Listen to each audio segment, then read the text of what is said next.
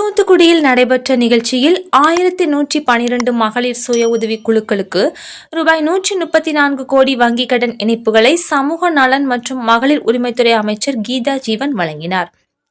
தமிழ்நாடு இளைஞர் நலன் மற்றும் விளையாட்டு மேம்பாட்டுத்துறை அமைச்சர் உதயநிதி ஸ்டாலின் ஈரோடு மாவட்டத்தில் நடைபெற்ற விழாவில் புதிய திட்டப் பணிகளுக்கு அடிக்கல் நாட்டி முடிவுற்ற திட்டப் பணிகளை திறந்து வைத்து மகளிர் சுய உதவி குழுக்களுக்கு வங்கிக் கடன் இணைப்பு மற்றும் பயனாளிகளுக்கு அரசு நலத்திட்ட உதவிகளை வழங்கி தொடங்கி வைத்தார்.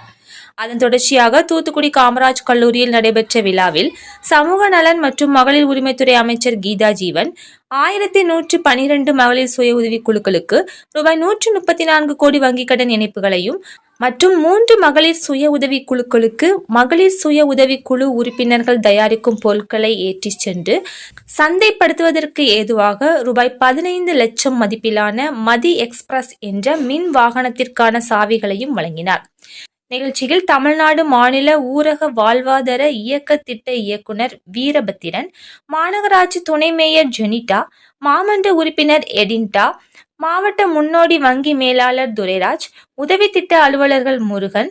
வெள்ளைப்பாண்டி, கனகராஜ், கிருஷ்ணகுமார், பிரசாந்த், அரசு அலுவலர்கள், மகளிர் சுய உதவிக்குழு உறுப்பினர்கள் உள்ளிட்ட பலர் கலந்து கொண்டனர்.